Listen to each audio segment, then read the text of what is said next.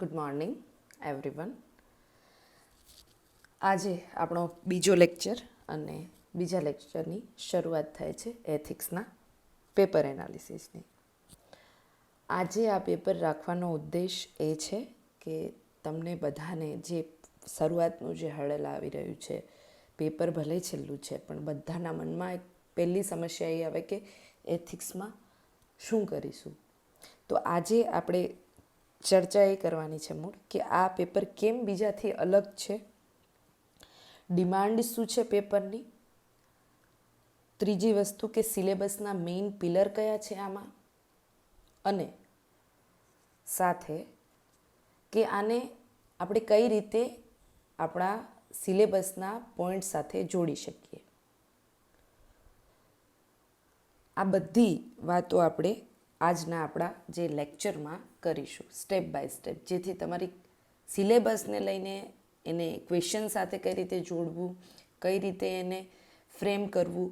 Frame અને સ્ટ્રક્ચરિંગનો એક અલગ આખો સેશન કરીશું, કારણ કે અધરવાઇઝ આ આખું લેક્ચર બહુ લાંબુ થઈ જાય. પરંતુ સૌથી મહત્ત્વની વાત આ પેપરમાં સમજવાની એ છે કે તમે એના સિલેબસને પરફેક્ટ સમજ્યા છો.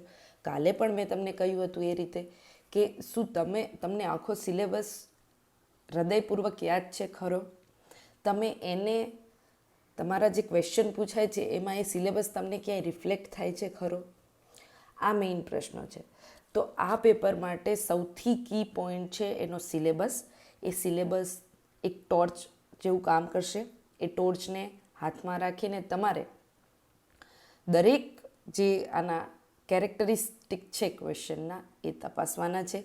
જીપીએસસીએ તમારા પાસે શું ડિમાન્ડ રાખી છે એ તમારે ધ્યાન સમજી લેવાની છે સિલેબસ દ્વારા, અને પછી તમારે ઇમ્પ્લિમેન્ટ કરવાનું છે એને ક્વેશ્ચનમાં. ક્વેશ્ચન આ વખતે બીટ ડિફિકલ્ટ એટલે હતા કે બધા જ ક્વેશ્ચન રિયલ ટાઈમ હતા. કોઈ ક્વેશ્ચન યુપીએસસીની કેસ સ્ટડીઝમાં જે રીતે પૂછાય છે એવા હતા નહીં. એસ્પેશિયલી કેસ સ્ટડીઝ અને ખાસ કરીને કેસ સ્ટડીઝ વાત કરીએ એ. બીજું, દરેક ક્વેશ્ચનમાં તમારે પર્સનલાઇઝ થવાનું હતું. તમને વ્યક્તિગત રીતે ત્યાં જાણે હાજર રાખવામાં આવ્યા હોય એ રીતે તમને ક્વેશ્ચન પૂછવામાં આવ્યા હતા. સાથે બીજી વસ્તુ આ વખતે જે ફેઝ થઈ એ હતી કે પેપર એટલું લેન્ધી હતું કે એ વસ્તુને તમારે વાંચી અને ત્યાં ડીલ કરવાની છે, બરાબર? એવું નહીં કે મતલબ આપણે બધા પેપર બાકીમાં કેવું હોય છે કે ક્વેશ્ચન એક જ મિનિટ, હા એક ડિફિકલ્ટી આવી રહી છે, યસ હા. તો ક્વેશ્ચનમાં વસ્તુ એ હતી કે તમારે એટલી મિનિટમાં એ વાંચવાનું હતું.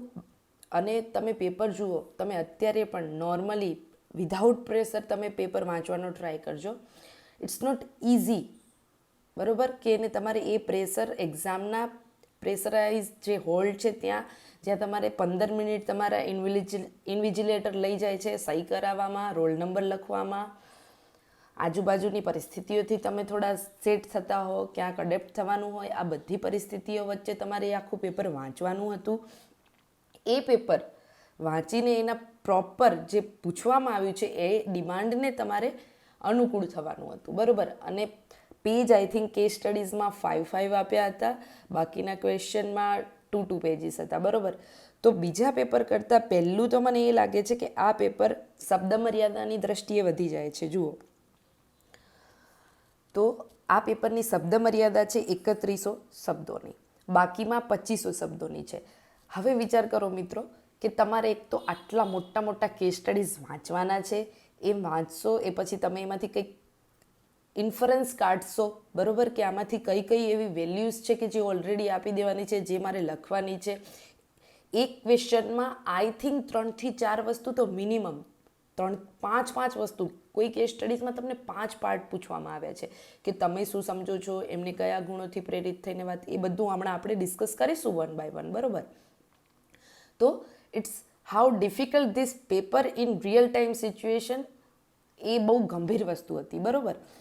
બીજું કે તમારે આમાં બધાને સમસ્યા એક આવી હતી, મારું જે પાછળથી મિત્રો સાથે ડિસ્કશન થયું એમાં, કે પહેલાં શું ડીલ કરવું, પહેલાં કેસ સ્ટડીઝ કરવું કે પહેલાં જે ક્વેશ્ચન પૂછાયા છે એ કરવા. તો ફોર પર્સનલી મેં શું કર્યું હતું અને મને આમાં ડિફિકલ્ટી નહોતી આવી એટલે હું તમને કદાચ આ સજેસ્ટ કરી શકું, કારણ કે હું આ વખતના પેપરમાં પણ આ જ અપ્રોચથી જવાની છું. અને એનો ક્યાંક જબરદસ્ત ફાયદો એ થયો છે એ હું હમણાં તમને કહીશ કે આ રીતે શું થઈ શકે.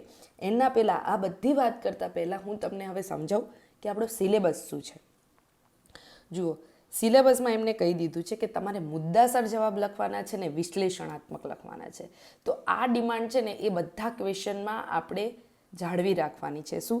તો મુદ્દાસર જવાબ છે અને વિશ્લેષણાત્મક જવાબ આપવાના છે. હવે અહીંયા તમને આપણે સિમ્પલ એ કહી દઉં કે 8 કેસ સ્ટડીઝ પૂછાય છે, 5 ક્વેશ્ચન પૂછાય છે જે 10 માર્ક્સના હોય છે, આ 25 માર્ક્સના હોય છે.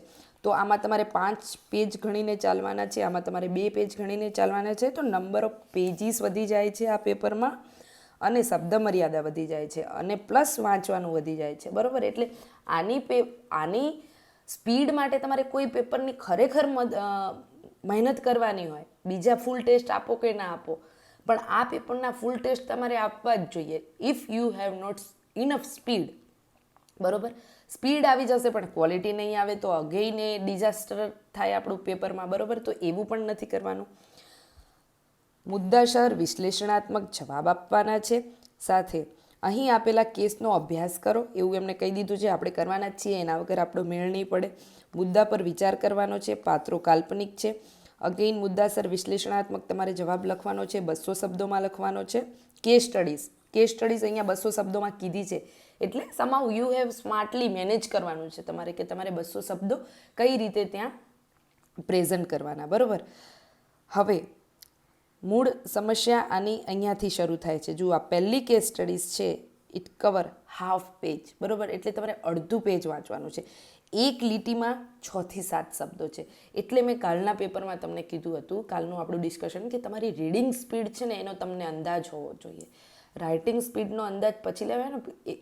એથિક્સના પેપરમાં ખાસ તમને તમારી રીડિંગ સ્પીડ ખબર હોવી જોઈએ કે સપોઝ 1 મિનિટમાં તમે કેટલા શબ્દો વાંચી શકો છો, બરાબર. કે સપોઝ મને ખબર હોય કે મારી રીડિંગ સ્પીડ છે એ 1 કલાકની લક્ષ્મીકાંતના 5 પેજીસની છે, તો લક્ષ્મીકાંતના પેજીસ છે એ એની વર્ડ્સ જેને પણ વાંચ્યા હશે એમને ખબર હશે કે બહુ સ્મોલ એના આર્ટિક્યુલેશન હોય છે લાઇનમાં. તો એ હિસાબથી તમે જાઓ તો આપણા આ પેપરની કેપેસિટી 1 કલાકમાં 15 પેજીસની થઈ જાય. એટલે મને એવું લાગે કે જો હું મારી સ્પીડ વધારું ને તો એ લગભગ બહુ જ ફટાફટ કરું તો હું અડધા કલાકમાં તો ખાલી આ પેપર મારે વાંચવાનું છે. એટલે તમારી પાસે લખવાના તો કયા છે?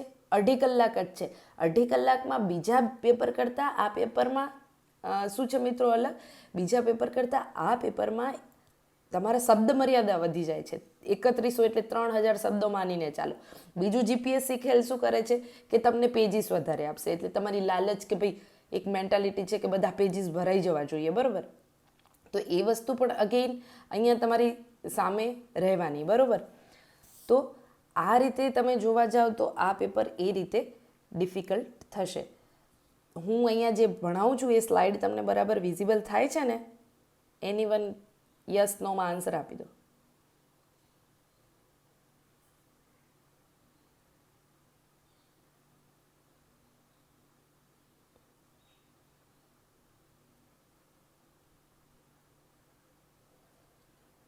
ઓકે, તમારો આન્સર આવી નથી રહ્યો પણ હું બાય ડિફોલ્ટ એવું માની લઉં કે દેખાતું હશે. તો યસ, મૂળ વાત એ હતી કે આ પેપરમાં તમારો ટાઈમ મેનેજમેન્ટનો જે ઇસ્યુ છે એ બહુ આવશે. એટલે તમારે એના માટે પહેલેથી રેડી થઈને જવાનું છે. બીજું, હવે આપણે આ બધા ક્વેશ્ચન છે એ મેં તમારી માટે એનાલાઇઝ કર્યા છે, પણ એના પહેલાં જઈએ સિલેબસ પર. હવે જુઓ, સિલેબસમાં છે ને આ લોકોએ તમને કહી દીધું છે કે અમે વોટ ઇઝ વિઝિબલ, એટલે સ્લાઇડ તમને વિઝિબલ છે અહીંયાથી જે પ્રેઝન્ટેશન તમને ત્યાં તમારી સ્ક્રીન બોર્ડ પર દેખાતું હોય એવું પૂછું છું.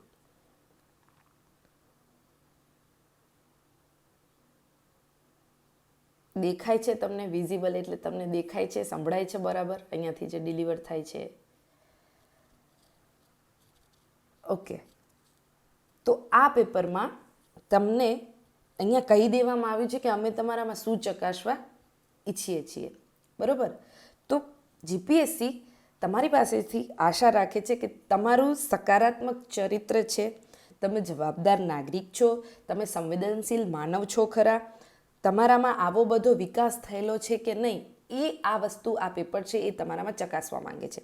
આગળ વ્યક્તિગત બાબતો, તમારા પર્સનલ બાબતોમાં અને વ્યાવસાયિક ક્ષેત્રોમાં જ્યાં તમે જોબ કરવા જશો ત્યાં, અથવા તો તમે કોઈ પણ ક્ષેત્રમાં હો, અત્યારે કામ કરી રહ્યા છો, શું ત્યાં કોઈ પ્રોબ્લેમ્સ આવે છે તો એ પ્રોબ્લેમ્સને સમાધાન કરવાની, સમસ્યા કરતાં સમાધાનનો દૃષ્ટિકોણ તમારામાં છે ખરો. ત્રીજી વસ્તુ, ગમે તેવા મુશ્કેલ પરિસ્થિતિઓ તમારી સાથે સર્જાઈ ગઈ હોય, પર્સનલ લેવલે, પ્રોફેશનલ લેવલે, શું તમે એમાં નિર્ણય કરવાની ક્ષમતા તમારામાં છે, તમારામાં ઇમોશનલ ઇન્ટેલિજન્સ છે ખરું. 3 બાબતો આ જે હું બોલું છું એ અહીંયાથી તમે તમારી નોટ્સમાં, અથવા તો આ સિલેબસ છે એને તમારા નોટ્સના પહેલા પેજ ઉપર આ સિલેબસ હોવો જોઈએ, બરાબર, પછી આખા બીજી બધી વસ્તુઓની શરૂઆત થશે. હવે આ જે આપણો સિલેબસ છે એ સિલેબસના 7 પિલર છે, બરાબર. એ 7 પિલર છે એટલે એના 7 સબ્જેક્ટ છે. હવે એ 7 સબ્જેક્ટ છે ને એને તમારે કીવર્ડ્સમાં યાદ રાખવાના છે. કઈ રીતે તમારે એને યાદ રાખશો એ પણ હું તમને અહીંયા કહી દઉં, બરાબર. જુઓ, દરેક ક્વેશ્ચન છે ને એની અંદર શું છે, સિલેબસનું ડાયરેક્ટ જોડાણ છે. હવે આ ડાયરેક્ટ જોડાણ કઈ રીતે થાય છે ને એ તમારે શીખવાનું છે. કઈ રીતે, તો સિલેબસને પ્રોપર એનાલિસિસ કરીને પરીક્ષક શું ચકાસે છે કે તમે શું ખરેખર જે પ્રશ્ન પૂછ્યો છે એને સિલેબસ સાથે રિલેવન્સી સાથે લખ્યો છે કે નહીં, એ વસ્તુ. બીજું, તમે દરેક પ્રશ્નો જોજો, દરેક પ્રશ્નોમાં શું છે, દરેક પ્રશ્નોમાં તમને સિલેબસમાંથી જ ચકાસવામાં આવે છે કે શું આ જે વ્યક્તિ છે એ વ્યક્તિની અંદર કયા ગુણો છે અને એ વ્યક્તિને તમે શું સલાહ આપશો. તો અગેન એ વ્યક્તિનું વ્યક્તિત્વ તમારે પારખવાનું છે, સાથે તમે શું એને સલાહ આપશો એ પણ તમારે ઓન ધ સ્પોટ ત્યાં ડિસિઝન લેવાનું છે. આમાં એવું નથી કે તમને એક પ્રોપર ફ્રેમવર્ક હશે ને તમે કંઈ કરી લેશો. તો this paper is with difficult in real time situation. એ મારે તમને પહેલું એ ક્લિયર કરાવવું છે કે આ પેપર બીજા પેપર જેવું નથી, અને આ પેપર છે એનું તમને કોઈ પણ મટીરિયલ ક્યાંયથી નથી અવેલેબલ. એટલે જીપીએસ ઇવન યુપીએસસીના પેપરમાં તો તમે સમજો કે એનો છે ને પ્રોપર કે એથિક્સના ડાયમેન્શન શું છે, એથિક્સના સારભૂત તત્વો શું છે, એટીટ્યૂડ શું છે, આ બધું તમને ત્યાં કહેવામાં આવે છે. પરંતુ જીપીએસસીના પેપરમાં એ વસ્તુ તમને નહીં જોવા મળે. હવે આપણે જોઈએ કે આના 7 પિલર કયા છે, બરાબર. મને એક અહીંયા પેજ લઈ લેવા દો.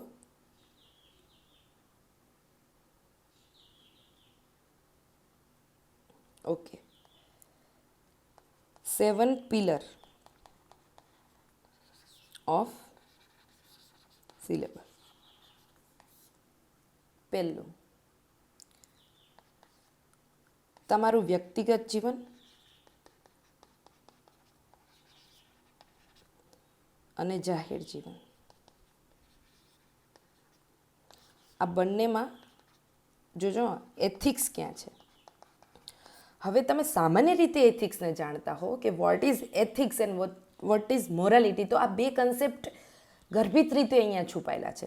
હવે તમારા વ્યક્તિગત જીવનમાં તમે જે ઉપયોગમાં લો ને અહીંયા, એ છે મોરાલિટી. બિકોઝ તમે અહીંયા ઇન્ડિવિડ્યુઅલ પ્લેટફોર્મ પરથી અથવા તો તમારા જે મૂલ્યો છે એને તમે વ્યક્તિગત રીતે જવાબદાર બની અને નિર્ણયો લો છો.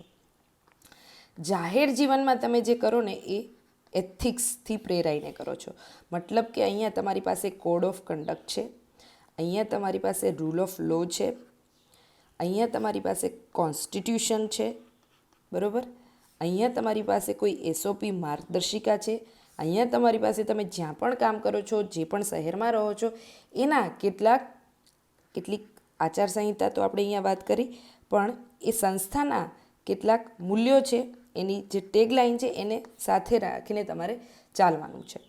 તો આ બધું તમને અહીંયા પ્રોવાઈડ થાય છે. ક્યાં? તમારા જાહેર જીવનમાં. એટલે જાહેર જીવન છે એ મોટા ભાગે શેનો ભાગ છે? એથિક્સનો ભાગ છે. વ્યક્તિગત જીવન છે એ તમારી મોરાલિટીનો ભાગ છે, બરાબર. એટલે આ બંને વસ્તુ જ્યારે તમને પૂછવામાં આવે ને એક્ઝામમાં, ત્યારે પણ તમારે આ પર્સપેક્ટિવથી એક્ઝામિનરને કહેવાની છે કે હું કેમ અહીંયા વધારે પર્સનલ છું ને અહીંયા મારા નિર્ણયો જાહેર જીવન કરતાં મારા વ્યક્તિગત જીવનના નિર્ણયોમાં જે પાતળી ભેદરેખા ક્યાંય છે, તો એ આ કારણે છે. બરોબર. બીજો પિલર આપણા સિલેબસનો એ છે ઓનેસ્ટી, ઇન્ટિગ્રિટી અને ફેરનેસ. બરોબર. પ્રામાણિકતા, સત્યનિષ્ઠા અને નિષ્પક્ષતા. આ બીજો પિલર. હવે જુઓ, અહીંયા તમને 3 વેલ્યુ આપી દીધી છે. હવે 3 વેલ્યુ ઉપરથી તમને કેસ સ્ટડીઝ પૂછશે, તમને પૂછશે પ્રશ્નો. એટલે આ 3 વેલ્યુ તો તમને ખબર હોવી જોઈએ અને એના તમારા વ્યક્તિગત જીવનના ઉદાહરણો તમને ખબર હોવી જોઈએ. જાહેર જીવનમાં આ 3 મૂલ્યોમાં કેટલું અત્યારે પતન થઈ રહ્યું છે, એના માટે શું કરી શકાય, સંસ્થાઓ શું કરી રહી છે, સમાજ શું કરી રહ્યા છે, તમે પરિવારના સ્તરે શું ઇનિશિયેટિવ લઈ રહ્યા છો, વ્યક્તિગત જીવનમાં તમે આને વધારે સાર્થક બનાવવા શું પ્રયત્ન કરી રહ્યા છો, આ બધા ઉપર તમારે વિચારવું પડશે. બરોબર. એટલે જુઓ, હવે આ 3ની વ્યાખ્યા છે ને એ આપણા સિલેબસમાં જ છે, ક્યાંય બીજે બહુ જવાની જરૂર નથી. એટલે શું કહું છું કે તમારો સિલેબસ છે ને એને પકડી રાખો, એટલીસ્ટ જીપીએસસી માટે. બરોબર. પ્રામાણિકતા. હવે પ્રામાણિકતા એટલે શું? તો તમને કોઈ પૂછે કે પ્રામાણિકતા એટલે શું, તો તમે શું કહો? તો પ્રામાણિકતા એટલે શું? એટલે વધારે બહુ વિચારવા કરતાં એને જે સિલેબસમાં કીધું છે ને એ શબ્દોથી ફિટ કરતા શીખો કે કાર્યમાં સત્યનિષ્ઠ રહેવું અને પારદર્શક રહેવું. પ્રામાણિકતાની વ્યાખ્યા થઈ. તો this is short and sweet વ્યાખ્યા. તમારે બહુ ક્યાંય ફાફા મારવા જવાની જરૂર નથી. તો આ જ વ્યાખ્યા બનાવી લો તમે. તમારા પ્રામાણિકતાના જે આન્સર લખો એમાં ઇન્ટ્રોડક્શન પૂછાય તો ઇન્ટ્રોડક્શનમાં તમે અલગ અલગ રીતે શરૂ કરી શકો. એમાંની એક સ્ટાઇલ છે કે જે પૂછાયું છે એને થોડું વ્યાખ્યાયિત કરો. અને વ્યાખ્યાયિત જ્યારે બધા બહુ કરતા હોય છે ને ત્યારે એને 5 થી 6 લીટીમાં વ્યાખ્યાયિત કરે, પણ એના કરતાં સ્માર્ટ વે એ છે કે તમે એને એક જ લાઇનમાં ડિસ્ક્રાઇબ કરો. અને મુદ્દાસર જે કીધું છે ને એ મુદ્દાસરનો મતલબ જ આ છે કે આને તમારે એક જ લીટીમાં વ્યાખ્યાયિત કરી દેવાનું. એટલે જુઓ, પ્રામાણિકતા એટલે કાર્યમાં સત્યનિષ્ઠ રહેવું અને પારદર્શક રહેવું. એટલે સીધી તમારી ડેફિનેશન અહીંયાથી ક્લિયર થઈ ગઈ. હવે નિષ્પક્ષતા એટલે શું? તો હવે અહીંયા તમે એક વર્ડ ઉમેરવાનો છે. કાર્યમાં સત્યનિષ્ઠ રહેવા માટે અને પારદર્શક રહેવા માટે પક્ષપાત ટાળવો એટલે જ નિષ્પક્ષતા. વ્યાખ્યા થઈ ગઈ. એક વસ્તુ તમે ખાલી ઉમેરી, પણ એને શું કર્યું? એવું કહેવાય ને કે તમારું જો ભાષા સાથેનું જોડાણ બહુ સારું છે ને તો તમે આવી રીતે કરી શકશો. શબ્દોને આગા પાછા કરવાના છે. પહેલામાં જ આપણે વ્યાખ્યા શું નક્કી કરી લીધી કે પ્રામાણિકતા એટલે શું? તો કાર્યમાં સત્યનિષ્ઠ અને પારદર્શક રહેવું. That simple. હવે નિષ્પક્ષતા એટલે શું? તો કાર્યમાં સત્યનિષ્ઠ રહેવા માટે અને પારદર્શક રહેવા માટે પક્ષપાત ટાળવો. નિષ્પક્ષતાની વ્યાખ્યા થઈ ગઈ. હવે સત્યનિષ્ઠા એટલે શું? તો કોઈ પણ કાર્ય કરતી વખતે પોતાના વાણી, વિચાર, વર્તનનું એકત્વ જાળવવું અને આ જાળવીને પારદર્શક રીતે કાર્ય કરવું અને બધા લોકો સાથે ન્યાયપૂર્ણ વ્યવહાર કરવો. તો આ સત્યનિષ્ઠા થઈ ગઈ. તો આ રીતે તમે શીખો કે કઈ રીતે હું સિલેબસમાંથી જ મારા જે વેલ્યુઝ જે સિલેબસમાં આપવામાં આવી છે અને જે વસ્તુ છે એ પૂછવામાં આવી છે ક્યાં, તો આપણા અભ્યાસક્રમમાં, તો હું એને કઈ રીતે મેનેજ કરીશ. ઓકે, તો આ વસ્તુ તમારે શીખવાની છે આ રીતે. હવે આગળ બીજી વસ્તુ છે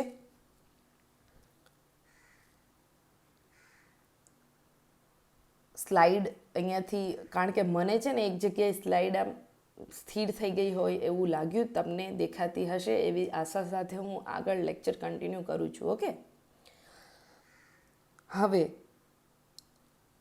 આગળ બીજી વસ્તુ છે તો આ રીતે કે વ્યક્તિગત અને વ્યાવસાયિક જીવનમાં તમારે કઈ રીતે નેતૃત્વ લઈને ઉદાહરણ પૂરું પાડવાનું છે. બરાબર. તો આ અગેન લીડરશિપ ક્વોલિટી તમારા સિલેબસમાં એ લોકોએ તમારી પાસે ડિમાન્ડ કરી છે. તો ધેટ ઇઝ વન્ડરફુલ કે આ બધું જ આપણે આપણા સિલેબસમાંથી કવર કરી શકીએ છીએ. કોઈ બુક્સ, કોઈ બીજું કોઈ મટીરિયલ તમારે વાંચવાની જરૂર નથી. સિલેબસને પકડી રાખો ને પછી એમાં તમારી ક્વોલિટી છે એને સ્ટેપ બાય સ્ટેપ બિલ્ડ કરતા જાઓ. બરાબર. હવે આગળ બીજી વસ્તુ છે કે શાસનમાં સંવેદનશીલતા. બરાબર. તો અગેન કાલે પણ મેં વાત કરી હતી કે શાસનમાં સંવેદનશીલતાની વાત એટલે શું, તો એ વસ્તુ તમારી સિલેબસમાં જ કહી દેવામાં આવી છે. તમને એ વસ્તુની ડેફિનેશન ત્યાં જ આપી દેવામાં આવી છે. જુઓ, શાસનમાં સંવેદનશીલતા એટલે શું, તો સામાન્ય માણસના સંઘર્ષને સમજવાનો છે. હવે તમે જોજો, આવી જ કેસ સ્ટડીઝ આગળ પૂછી છે. આપણે હમણાં જોઈશું કેસ સ્ટડીઝ અને ક્વેશ્ચન, એટલે તમને આઈડિયા આવશે કે કઈ રીતે સિલેબસ ક્યાં લિંક થાય છે. તો શાસનમાં સંવેદનશીલતા એટલે શું, તો સામાન્ય માણસના સંઘર્ષને સમજવાનો છે. નબળા અને વંચિત વર્ગો પ્રત્યે સંવેદનશીલ રહેવાનું છે. ન્યાય અને ગૌરવ સુનિશ્ચિત થાય કોને, સામાન્ય માણસને, નબળા અને વંચિત વર્ગોને. એ રીતે તમારે નમ્રતા અને કરુણાથી લોકોની સેવા કરવી. આ વસ્તુ થઈ શાસનમાં સંવેદનશીલતા. તો આ વસ્તુ તમારી અહીંયાથી જ ક્લિયર થઈ ગઈ. હવે આમાં તમે આને ડિફરન્ટ ડાયાગ્રામથી, ડિફરન્ટ વસ્તુથી તમે એને સમજી શકો છો, બરાબર. પરંતુ આના માટે વધારે ક્યાંય તમારે ઊંડું બીજી જે તે જગ્યાએ જઈને કે મને આનું મટીરિયલ આપો, મને એવું કઈ વસ્તુ કરવાની જરૂર નથી. એ વસ્તુ મારો અહીંયાથી તમને કહેવાનો મૂળ આદેશ આ છે, બરાબર, ઉદ્દેશ આ છે. હવે આગળ ચોથો પોઈન્ટ આપણા સિલેબસનો, તો ચોથો પોઈન્ટ શું કહે છે કે નૈતિક હિંમત દાખવવી અને યોગ્ય અભિગમ રાખવો. આ એટલે શું, વોટ ઇઝ મોરલ કરેજ, બરાબર. તો જુઓ, મોરલ કરેજની વ્યાખ્યા જ આપણા સિલેબસમાં છે. મોરલ કરેજ એટલે કે ભ્રષ્ટાચાર તેમજ ખોટા કાર્યો સામે સ્પષ્ટ અભિપ્રાય આપવો, બરાબર. મેં તમને કાલે બી કીધું હતું કે શબ્દોનું જે સિલેક્શન છે ને એ ક્યાંથી કરવાનું છે, એ તમારે પેપરમાંથી જ કરવાનું છે. ઇવન કોઈ પણ મીડિયમના સ્ટુડન્ટ હોય, ગુજરાતી મીડિયમ હોય કે ઇંગ્લિશ મીડિયમના સ્ટુડન્ટ હોય, તમારે આ વસ્તુ સિલેબસમાંથી ઇન્ગ્રેઇન કરવાની છે તમારી બ્રેઇન કેપેસિટીમાંથી લઈ આવવાની છે એને મસલ્સ કેપેસિટીમાં, અને પછી તમારે એને ઇન્ટરલિંકિંગ કરીને બધા ક્વેશ્ચન સાથે લખતા જવાનું છે. તો જાહેર સેવામાં નેતૃત્વ અને જવાબદારી આ બંને વસ્તુ, નૈતિક હિંમત એટલે શું, તો નૈતિક હિંમત એટલે ભ્રષ્ટાચાર તેમજ ખોટા કાર્યો સામે સ્પષ્ટ અભિપ્રાય આપવો, દબાણ સાથે કામ પાર પાડવું, અનૈતિક પ્રભાવોનો પ્રતિકાર કરવો, લોકહિત માટે કઠોર નિર્ણયો લેવા, ફરજ અને વ્યક્તિગત માન્યતાઓ સાથે સંતુલન સાધવું. હવે જુઓ, આ વસ્તુ છે ને એ નૈતિક હિંમત દાખવવામાં નહીં આવે. નૈતિક હિંમત દાખવવાની વ્યાખ્યા તમારી અહીંયા પૂરી થાય કે ભ્રષ્ટાચાર અને ખોટા કાર્યો સામે તમે સ્પષ્ટ અભિપ્રાય આપશો, દબાણ સાથે કામ પાર પાડશો, અનૈતિક પ્રભાવો સામે તમે પ્રતિકાર કરશો અને લોકહિત માટે કઠોર નિર્ણય લેશો. આ થયું તમારું નૈતિક હિંમત કઈ રીતે દાખવશો, નૈતિક હિંમત એટલે શું એની વ્યાખ્યા. હવે આગળ યોગ્ય અભિગમ રાખવો. યોગ્ય અભિગમ એટલે શું, તો યોગ્ય અભિગમ એટલે તમારી જે ફરજ છે, તમારું જે ડ્યુટી એથિક્સ છે અને તમારી જે વ્યક્તિગત માન્યતાઓ છે, આ બંને વચ્ચે સંતુલન સાધવું, બરાબર. તો ફરજ, વ્યક્તિગત માન્યતાઓ, આ બંને વચ્ચે તમે સંતુલન સાધો એની વ્યાખ્યા ક્યાં આવશે, યોગ્ય અભિગમ રાખવો. બધું જ સિલેબસમાંથી કવર થાય છે, ક્યાંય બીજે જવાની જરૂર નથી. હવે જાહેર સેવામાં નેતૃત્વ અને જવાબદારી કઈ રીતે આવશે, જાહેર સેવામાં નેતૃત્વ અને જવાબદારી. તો જુઓ, જાહેર સેવામાં જો તમારે નેતૃત્વ લઈ આવવું હોય તો તમારે એના માટે લોકવિશ્વાસ કેળવવો પડે. પોતે જે પગલાઓ અને નિર્ણયો લીધા છે એની માટે તમારે એ જવાબદારી ઉઠાવવી પડે. તમારે અકાઉન્ટેબિલિટી ક્રિએટ કરવી પડે. જુઓ, અકાઉન્ટેબિલિટી ક્યાંય ફિક્સ નહોતી થતી એટલે જ આવા વિરોધ આંદોલન થયા. અને વિરોધ અને આંદોલન જે આ CJP અને યુવાનોનું જે થયું જંતર મંતર ઉપર, એ શું દર્શાવે છે, સરકાર પ્રત્યે એમનો અવિશ્વાસ દર્શાવે છે. તો નેતૃત્વની સૌથી મૂળભૂત બાબતોમાં આ બે બાબતો ખાસ આવે કે તમારે વિશ્વાસ ઊભો કરવો પડે, પોતે લીધેલા નિર્ણયો અને પગલાં માટે જવાબદારી લેવી પડે. અને સરકારી સંસ્થાઓ કોના માટે કામ કરે છે, લોકો માટે કામ કરે છે, એ તમારે સુનિશ્ચિત કરવું પડે. તો જાહેર સેવાનો જ્યારે કન્સેપ્ટ આવે ત્યારે આ આવી જશે કે સરકારી સંસ્થાઓ લોકો માટે કામ કરે છે એ સુનિશ્ચિત કરવું. અને નેતૃત્વ અને જવાબદારી એટલે શું, તો જવાબદારી એટલે શું, આપણે જે નિર્ણયો લીધા હોય કે પગલાં લીધા હોય એના માટે આપણે અકાઉન્ટેબલ છીએ. It's self a definition of accountability. હવે નેતૃત્વ એટલે શું, તો મેં તમને કીધું કે વિશ્વાસ લોકોમાં કેળવવાનો છે અને તમારે જવાબદારી લેવાની છે, એના માટે તમારે આગળ પહેલ કરવાની છે. એ એટલે શું, નેતૃત્વ. તો અગેઇન આની ડેફિનેશન ક્યાંથી થઈ ગઈ, અહીંયાથી જ થઈ ગઈ. સિલેબસમાંથી. ઓકે, હવે આગળ છે કે પારદર્શિતા અને જવાબદેહિતા. તો પારદર્શિતા અને જવાબદેહિતા એટલે શું? તો સરકારી નિર્ણય લેવામાં ખુલ્લાપણાનું મહત્વ, કે તમે કેટલા ઓપનનેસ તમે જાળવો છો when you making policy decision or implementing something. તો તમે એ બધું કરતી વખતે તમે કેટલા ઓપન છો, બરાબર, ફીડબેક લેવામાં. પછી એક પ્રી ડિસ્કશન હોય કે આપણે કોઈ પોલિસી બનાવીએ એના પહેલાં કેટલી ચર્ચા કરીએ છીએ. હવે એ ચર્ચા એક અનિતા કરવાલ મેડમ છે, એ અત્યારે એમનું જે આપણું નેશનલ એજ્યુકેશન પોલિસી 2020 જે આવી, બરાબર, તો એની અંદર એમને કહ્યું હતું કે આ પોલિસી બનાવતી વખતે એમને 1000 ઓફ પીપલ છે, NGO છે, SCOs છે, એક્સપર્ટ છે, રિસર્ચર છે, યુવાન છે, યુનિવર્સિટી સાથે કેટલા બધા સાથે એમને કોલેબોરેશન કરીને આ આખી NEP 2020 લઈ આવ્યા. તો આ એનું ઉદાહરણ છે, બરાબર, કે કઈ રીતે તમે કોઈ પણ પોલિસી ઘડતર કરતી વખતે કે પછી એડમિનિસ્ટ્રેશનમાં પારદર્શિતા માટે તમે કેટલા બધા ઓપન છો. ઓકે, તો પારદર્શિતા એટલે સરકારી નિર્ણય લેવામાં ખુલ્લાપણું, જાહેર સંસાધનોનો યોગ્ય ઉપયોગ થાય તે સુનિશ્ચિત કરવું. તો એ શું આવ્યું? એ આન્સરેબિલિટી તમારી ક્યાં છે? તો તમને જે પણ જાહેર સંસાધનો આપવામાં આવ્યા છે, સપોઝ કે તમે કોઈ ઓફિસમાં કામ કરો છો તો તમને ત્યાં ટેબલ ખુરશી આપવામાં આવ્યા છે, એક પ્રિન્ટર આપવામાં આવ્યું છે, ત્યાં તમને હ્યુમન રિસોર્સિસ પૂરા પાડવામાં આવે છે, તમને એક ઓફિસ અસિસ્ટન્સ આપવામાં આવે, તમને ક્લર્ક આપવામાં આવે, તમને પ્યુન આપવામાં આવે, તમને તમારો જે આખો આ રિસોર્સિસ છે, તો રિસોર્સિસમાં આ બધું જ આવી જાય. ને આપણે રિસોર્સિસની જ્યારે શબ્દ સાંભળીએ ને તો આપણને ફિઝિકલ રિસોર્સિસ જ યાદ આવે, મતલબ કે ભૌતિક સંસાધનો, ટેબલ ખુરશી છે, પેન પેન્સિલ છે. તો આ બધા સિવાય તમને એક સૌથી મહત્વની હ્યુમન રિસોર્સિસ આપવામાં આવે, બરાબર. તો માનવ સંસાધન ન વેડફાય, અને એની જવાબદેહિતા પણ કોની છે? જે તે કચેરીના વડાની, જે પણ વહીવટકર્તા છે એની છે.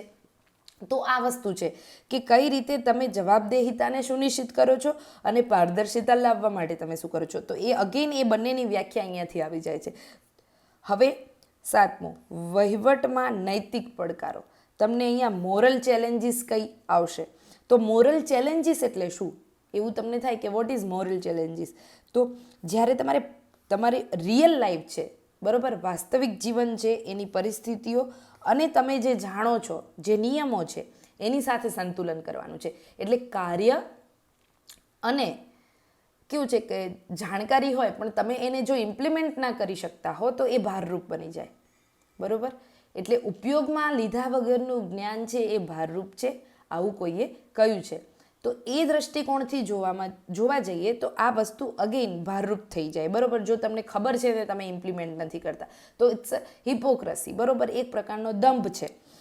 તો વહીવટમાં મોરલ ચેલેન્જીસ ત્યારે જ આવે છે કે તમને ખબર બધી છે, બિકોઝ તમે અહીંયા GPSCએ તમને સિલેક્ટ કરીને મૂક્યા છે, તમને સારી ટ્રેનિંગ આપવામાં આવી છે, તો યુ નો વેરી વેલ કે how you have to work, પણ તમે એ વસ્તુ નથી ઇમ્પ્લિમેન્ટ કરી રહ્યા, બરાબર. તો આ વસ્તુ શું છે? એક પડકાર છે તમારી પાસે. રિયલ ટાઈમનો એક પડકાર હોય તો એ કે મને ખબર છે પણ એ થતું નથી. અને આ વસ્તુ જ્યારે તમે સરકારમાં જશો ને ત્યારે તમને એ વસ્તુ બહુ નજીકથી અનુભવી શકશો કે લાઈક કે યુ નો કે તમને ખબર છે કે શું કરવું સારું છે, પણ તમે નથી કરી શકતા કારણ કે તમને પ્રેશરાઇઝ ફોર્મમાં કામ કરાવવામાં આવે છે એટલું. તમને ખબર છે કે આની ક્વોલિટી આનાથી ડિક્રીઝ થાય છે તો પણ તમે નથી કરી શકતા. તો આ બધી મોરલ ચેલેન્જીસ છે. તમે જે સપનાઓ લઈને આવ્યા હતા એ નથી પૂરા થતા, તો આ એક મોરલ ચેલેન્જીસ છે. તમે જે હેતુથી અહીંયા આવ્યા હતા એનાથી અલગ તમને કામ કરવું પડે છે. તો this is the real time moral challenges, બરાબર. તો વાસ્તવિક જીવનની પરિસ્થિતિઓ સાથે નિયમોનું સંતુલન કરવાનું છે. નિર્ણય લેતી વખતે વિરોધી હિતોનું નિરાકરણ કરવાનું છે. હવે જરૂરી નથી તમે કોઈ ડિસિઝન લો છો ને તો તમારો ઇમિડિયેટ જે હેડ હશે એ જ તમારી સાથે નહીં સંમત હોય, બરાબર. તો તમારે અગેન એને સમજાવવાનું છે. તમારે કંઈક કરવું છે, બરાબર, સરકારમાં આવીને તો તમારો સ્ટાફ એટલો પ્યોર હાર્ટેડલી તમારી સાથે નહીં જોડાયો હોય તો અગેન એ સમસ્યા થશે, બરાબર. બીજી વસ્તુ કે સત્તાનો જવાબદારીપૂર્ણ ઉપયોગ કરી ન્યાય સુનિશ્ચિત કરવાનો છે. તમને જે પાવર આપવામાં આવ્યો છે તો પાવર કમ્સ વિથ રિસ્પોન્સિબિલિટી, બરાબર. Great power comes with great responsibility. હવે મને છે ને આ તરફનો ક્વેશ્ચન સીધો ઇન્ટરવ્યૂમાં પૂછવામાં આવ્યો હતો. તો શું પૂછ્યું હતું કે એમણે પૂછ્યું કે તમે અત્યારે જે પણ જગ્યાએ કામ કરો છો ત્યાં, હું અત્યારે એ તમને ક્લિયર વેમાં નહીં કહું because it must be very protocol base. તો તમને અત્યારે જે કામ આપવામાં આવે છે એ કામ છે એમાં જો આપણે ટેકનિકલ સુધારા આવા કરી દઈએ તો પછી તમને એવું નથી લાગતું કે આનાથી તો તમને વધારે તકલીફ પડી શકે? તો ત્યાં આખો પ્રશ્ન જ એ હતો કે હું એ જે બદલાવ કરવામાં આવી રહ્યો છે એને હું મારા પાવર સાથે જોડું કે મારી જવાબદારી સાથે જોડું. તો એ વસ્તુ છે કે જ્યારે તમને ફૂલ પાવર આપવામાં આવે ત્યારે તમારી સામે એ જવાબદારી બહુ વધી જાય, પરંતુ તમારું ફોકસ ક્યાં છે? જવાબદારી પર છે કે પાવર પર છે? તો આપણું ફોકસ ક્યાં હોવું જોઈએ? જવાબદારી પર હોવું જોઈએ કે મને જે પણ આ વસ્તુ સુધારા થઈ રહ્યા છે તો એ એટલા માટે નથી થઈ રહ્યા કે મને પાવરફુલ બનાવવામાં આવે. અત્યારે તમને કદાચ લાગશે કે when you entered in government then you realise that કે બધું જ સેન્ટ્રલાઇઝ થઈ ગયું છે. કસા એવા પાવર્સ છે એ બધા જ તમારી પાસે છે સેન્ટ્રલાઇઝ વેમાં, એટલે તમને બોસિઝમની ફિલિંગ વધારે આવે, બરાબર. પરંતુ એ બોસિઝમની ફિલિંગ લઈ આવવા માટે એ વસ્તુ નથી કરવામાં આવી, એ તમને વધારે જવાબદાર બનાવવા માટે કરવામાં આવી છે. કેમ દરેક લેટરમાં દરેક ઓટીપી માંગે છે? તમે જેટલા લેટર સાઇન કરો, તમારી સાઇનથી જાય તો દરેક લેટર પાછળ એક ઓટીપી આવે છે, બરાબર. એવું નથી કે સપોઝ કે આ ઓટીપી તમને આવી ગયો તો 15 સેકન્ડ છે એ 15 સેકન્ડની 15 મિનિટ છે એ ચાલશે, 50 સેકન્ડ સુધી ચાલે બિકોઝ તમે આખી પ્રોસેસ કરો ત્યાં સુધી એ ત્યાં યથાવત રહે. પરંતુ એ 15 મિનિટ નહીં, જેવો બીજો લેટર ઓપન થશે એટલો એનો અલગ ઓટીપી આવે. તો કેમ અલગ અલગ આપે છે? એમને મજા આવે છે? ના, ઇટ્સ બિકોઝ ઓફ તમારી અકાઉન્ટેબિલિટી ફિક્સ કરવા માટે કે તમે એ વાંચો એટલી વારમાં. બાકી સરકારમાં પહેલાં આવું થતું નહીં. અત્યારે એ વસ્તુ મેં પોતે રિયલાઇઝ કરી છે કે દરેક વ્યક્તિ એટલીસ્ટ જેની જવાબદારી જ્યાં ફિક્સ થાય છે, જેને ખરેખર સાઇન કરવાની છે, એ વ્યક્તિ એને બહુ ધ્યાનથી વાંચે છે. હવે આગળ આપણે કે સત્તાનો જવાબદારીપૂર્ણ ઉપયોગ કરી અને ન્યાય સુનિશ્ચિત કરવો. તો આ બધું ન્યાય સુનિશ્ચિત નહીં થઈ શકે એ તમારો એક મોરલ પડકાર છે કે તમે જ્યારે સત્તાનો બેજવાબદારીપૂર્ણ ઉપયોગ કરશો તો અહીંયા ન્યાયનું હનન થશે. તો આ રીતે મારો તમને અહીંયાથી સમજાવવાનો આશય એ જ છે કે કઈ રીતે સિલેબસ છે એ તમારે સમજી લેવાનું છે. સિલેબસને સમજી ગયા ને તો લગભગ 10 થી 15% તમારું એક ટેન્શન છે કે નહીં એથિક્સ નથી સમજાતું, સિલેબસ કવર નથી થતું. સિલેબસ કવર થઈ ગયો, બરાબર. અને બહુ સાચું કહું છું, મેં મારા લાસ્ટ ટાઈમની પ્રિપરેશન છે અત્યાર સુધીનો યુપીએસસી જીપીએસસીની પ્રિપરેશનમાં સૌથી મહત્ત્વની વસ્તુ આ જ કરી છે કે સિલેબસને પકડી રાખવાનો, બરાબર. તો સિલેબસ વસ્તુ છે ને એ તમારું પેલું કે ને તમને તમે એસી ફ્રીજ ખરીદો છો તો તમારું મેન્યુઅલ કઈ રીતે છે તો એ આ બુક છે, મેન્યુઅલ બુક આ છે. તો સિલેબસ તમને એથિક્સનો સમજાઈ ગયો. હવે એના 7 પિલર્સ છે એ આપણે વાત કરતા હતા, બરાબર. તો 7 પિલર્સ હવે તમે બહુ વ્યવસ્થિત રીતે સમજી શકશો, બરાબર. 1 સેકન્ડ, યસ. 2 પિલર આપણે જોયા કે એથિક્સ કઈ રીતે વ્યક્તિગત જીવનમાં, જાહેર જીવનમાં અલગ છે. આ 3 મૂલ્યોની આપણે ત્યાં ચર્ચા કરી, એની વ્યાખ્યા પણ મેં તમને સમજાવી દીધી. હવે શાસનમાં સંવેદનશીલતા, ત્રીજો પોઈન્ટ, બરાબર, ત્રીજો પિલર. હવે આની અંદર છે ને તમારે એ સમજવાનું છે કે આનાથી શું આવે? કરુણા, નમ્રતા, વિવેક, સહાનુભૂતિ અને સમાનુભૂતિ. તો આ રીતે તમારે એની બાય પ્રોડક્ટ નીકાળતા જવાની દરેક પિલરની. એટલે તમને એ આઈડિયા આવશે કે આમાં તમારે કયા કયા એવા વેલ્યુઝ છે એને બહુ વ્યવસ્થિત રીતે સમજવા પડશે. જ્યારે તમે કોઈ વસ્તુ લખો છો તો એ તમને સમજેલી હશે તો વધારે કામ આવશે.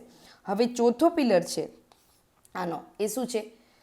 નૈતિક સાહસ, મોરલ કરેજ, બરાબર. નૈતિક સાહસ, મોરલ કરેજ.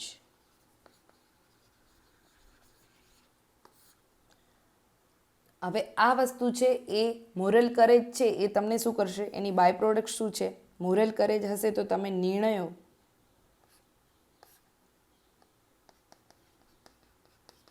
નિર્ણયોની ક્ષમતામાં દ્રઢ હશો તમે, બરોબર. બીજી બાય પ્રોડક્ટ આની શું થશે કે તમારામાં મોરલ કરેજ છે, એટલે તમે સ્ટેન્ડ આઉટ કરશો. કેવા? સાહસી નિર્ણયો લેવામાં. બીજી સિલેબસમાંથી શું આની બાય પ્રોડક્ટ થશે? કઠિન પરિસ્થિતિઓમાં પણ તમે તમારા મૂલ્યો સાથે બાંધછોડ નહીં કરો. ચોથી બાય પ્રોડક્ટ, દબાણ સાથે કામ પાર પાડી શકશો. દબાણ સાથે કામ પાર પાડવું. ઓકે, હવે આનું પાંચમી, આની જે મોરલ વેલ્યુ છે, પેલર છે આપણો પાંચમો, સિલેબસમાંથી જ છે. બસ હું તમને એ શીખવાડું છું કે કઈ રીતે તમારે આની બાય પ્રોડક્ટ લેતા જવાની છે, પોઝિટિવ, બરોબર. નેતૃત્વ,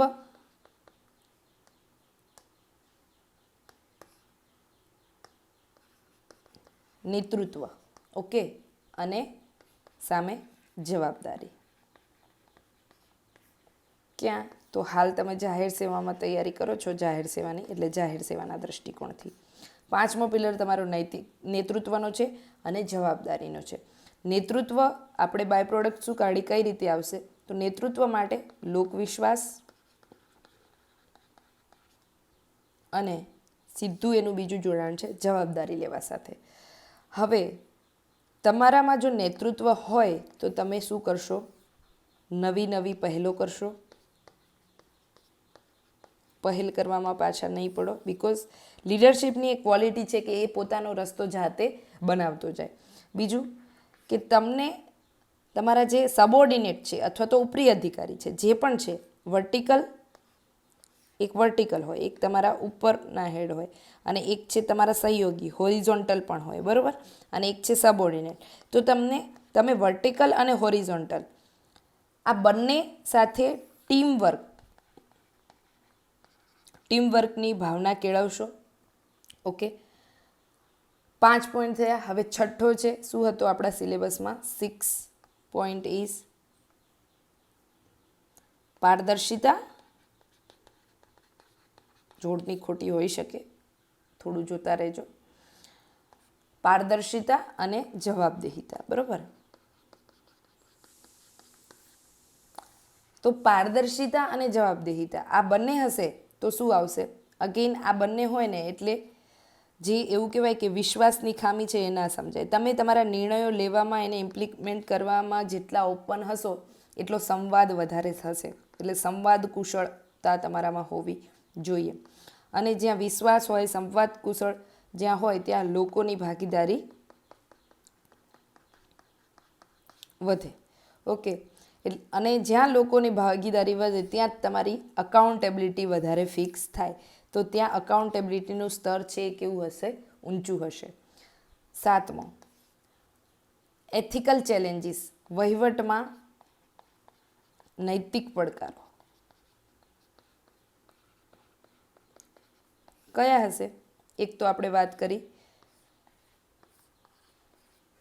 બરોબર, એટલે હોરિઝોન્ટલ પડકારો બી હશે. તમારા સબઓર્ડિનેટ છે એ તમારી વાત સાથે અગ્રી ન થાય, ઉપરના અગ્રી ન થાય, નીચેના અગ્રી ન થાય, બરોબર. બીજું કે અન્ય પોલિટિકલ પ્રેશર. ઓકે, ક્યારેક ફેમિલી પ્રેશર.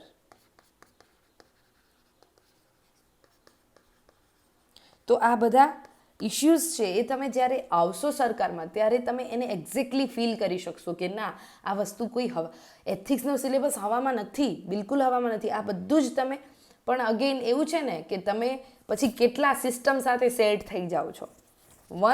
જ્યારે તમે એ વિચારી દેશો કે ફેમિલી મારા માટે સેકન્ડ નંબરે છે, પોલિટિશિયન કેમ કરવાનું, એ તો કરવું જ પડે, આ તો બધી ખાલી સિલેબસની વાતો છે, તો તમને કોઈ તકલીફ નહીં પડે. પણ એ તકલીફ અંદર થશે અને આ બહુ ખરાબ તકલીફ છે. અને જો તમે એ વસ્તુ એ સંભળાતી નથી તો તમે બહુ મોટા ડેન્જરસમાં છો.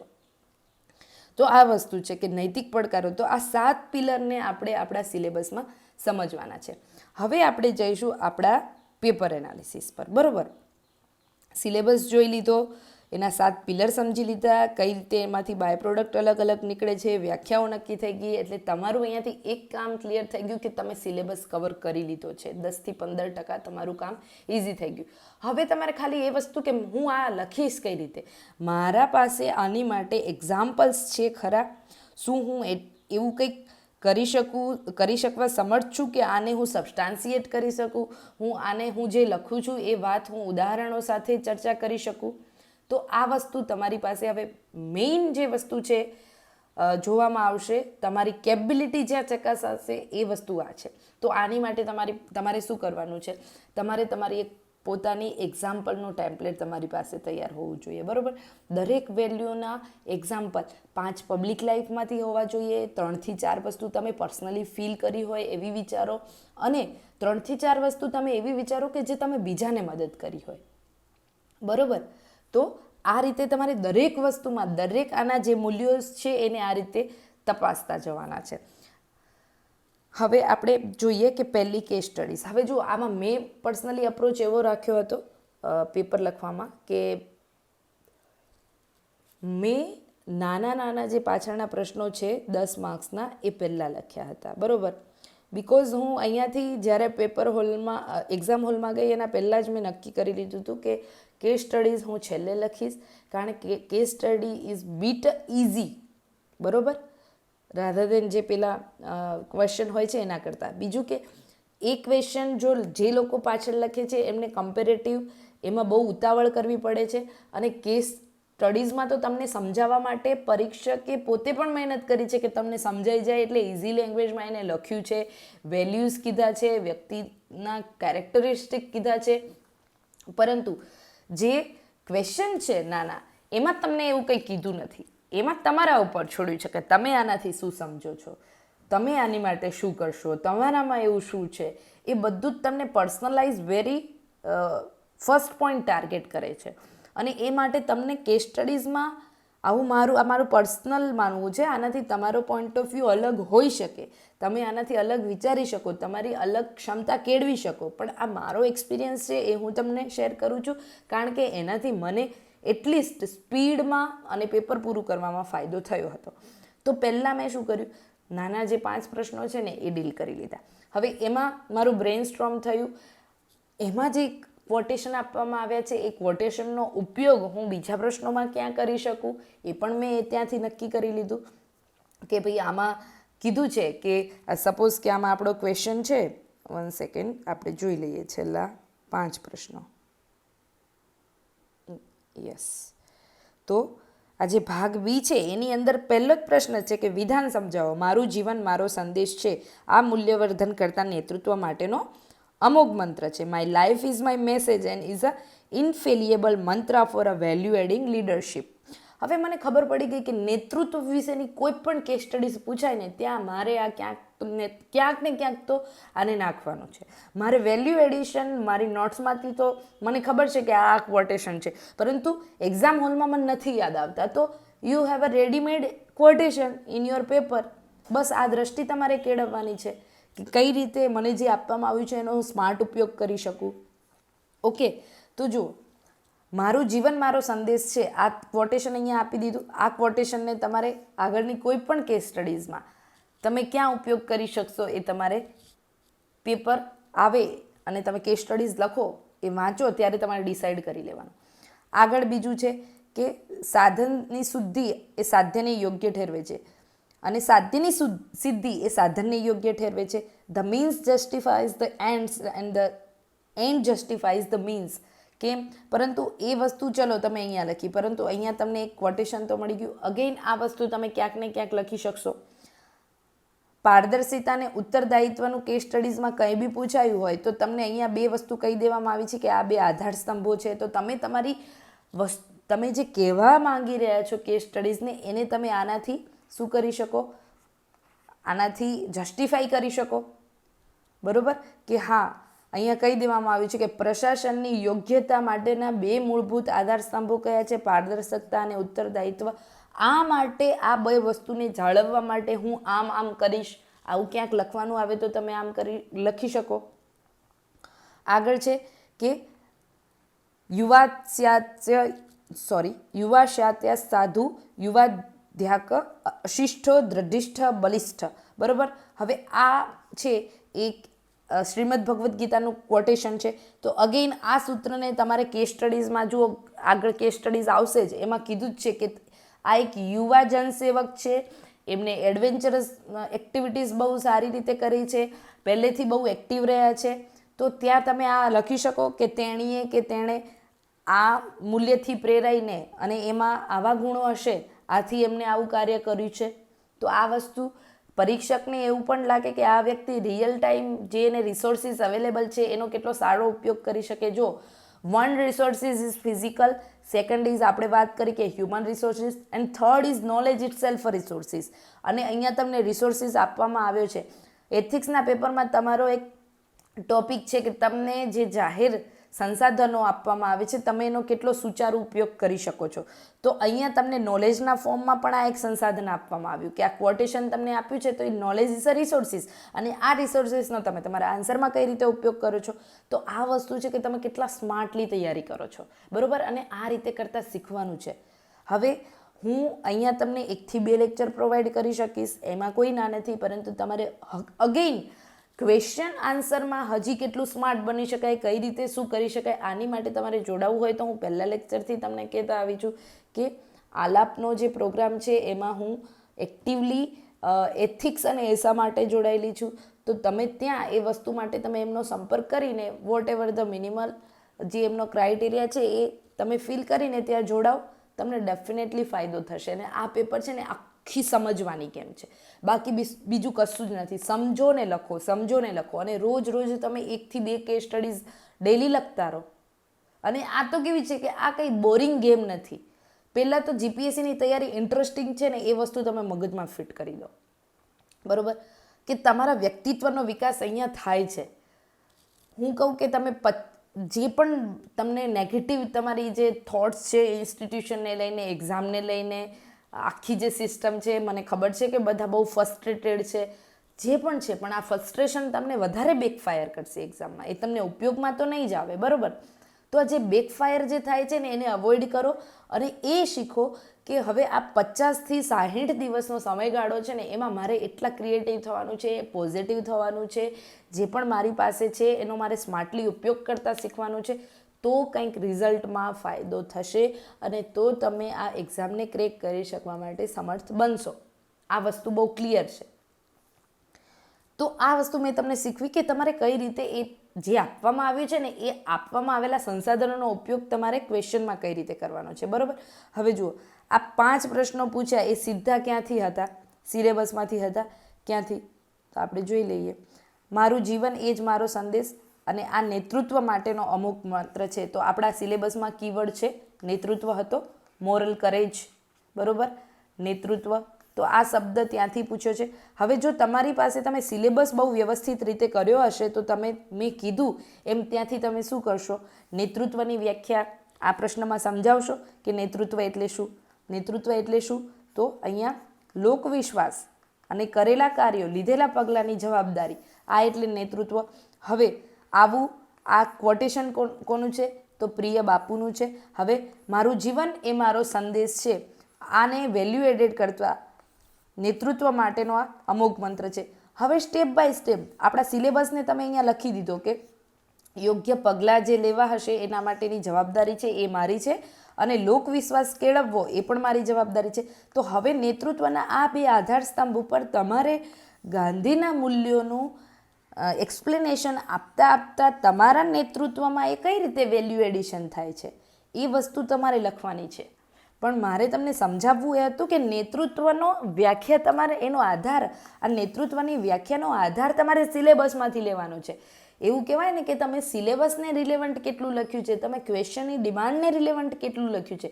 કાલે મેં કીધું હતું એમ કે તમે પ્રશ્નને સમજી ગયા એનો મતલબ કે અડધા માર્ક્સ તમે અચીવ કરી લીધા. બરાબર. એ વસ્તુ નક્કી જ છે કે 10 માર્ક્સનો પ્રશ્ન છે ને તો 5 માર્ક્સ તમારે આમાં આવશે જો તમે પ્રશ્નને પ્રોપર સમજ્યા હશો. એટલે જ તો સોક્રેટિસ આટલા વર્ષો પહેલાં કહી ગયો કે કોઈ પણ વસ્તુ, કોઈ પણ વ્યક્તિને તમે કે કોઈ પણ પ્રશ્નને, પરિસ્થિતિને તમે સમજી જાઓ તો અડધું યુદ્ધ તમે ત્યાં જ જીતી ગયા છો. તો આ રીતે તમારે એ વસ્તુ શીખવાની છે, બરાબર, ડે બાય ડે.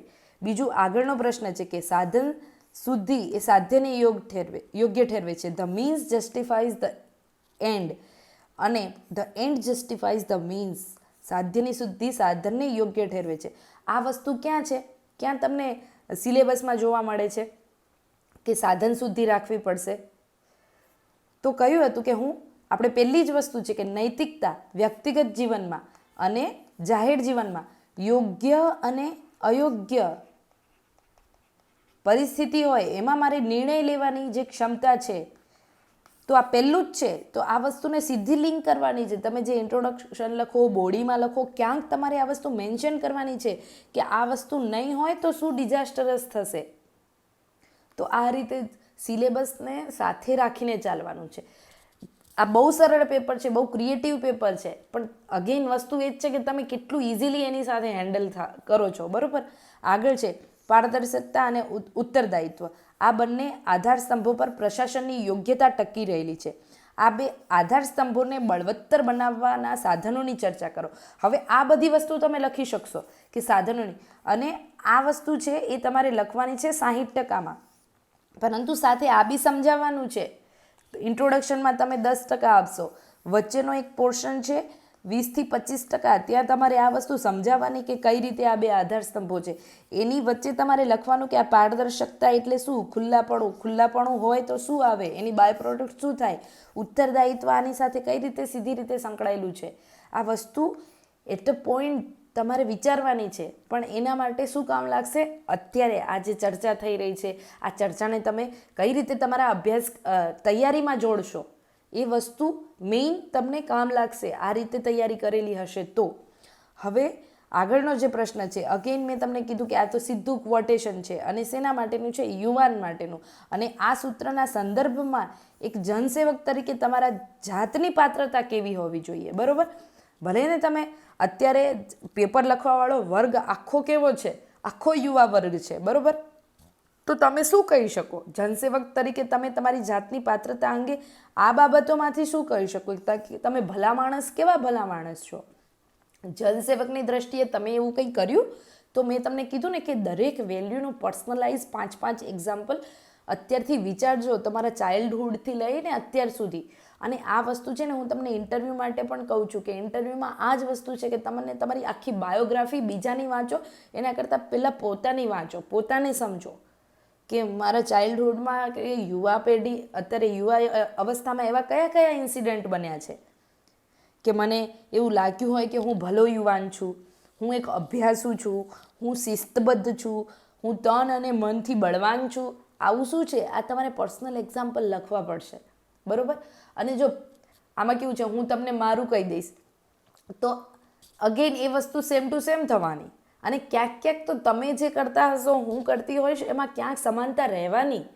પરંતુ એબિલિટી ક્યારે ક્રિએટ થશે, કેબિલિટીમાં એનું કન્વર્ઝેશન ક્યારે થશે, તો એ ત્યારે થશે કે જ્યારે તમે તમારા સ્તરે કામ કર્યું હશે. અને આ કામ રોજ કરવાનું છે. એટલે જ આપણે જે મેં તમને ફૂલ ટાઈમ ડેલી એસ્પિરન્ટનું પેલું આપ્યું છે, એમાં વચ્ચે એક ઓન બ્લોક રાખ્યો છે કે ઓન મેનેજમેન્ટ. તમારી નબળાઈઓ કઈ છે, તમે દિવસ દરમિયાન કઈ નબળાઈઓનો સામનો કર્યો. છેલ્લે તમારે સૂતા પહેલાં અડધો કલાક પોતાને એ પૂછવાનું છે કે ભાઈ આજે મેં બધું કર્યું, જે મેં વિચાર્યું હતું એમાંનું બધું થયું, એ ક્વોલિટી મેં જાળવી. તો અને પોતાને રોજ આ તન અને મનથી પોતાને પુશ કરતા જવાના છે કે ના આ થશે થશે થશે. અને આ બધી વસ્તુ જ તમારે લખવાની એક્ઝામમાં કે what actually you have practising in your life.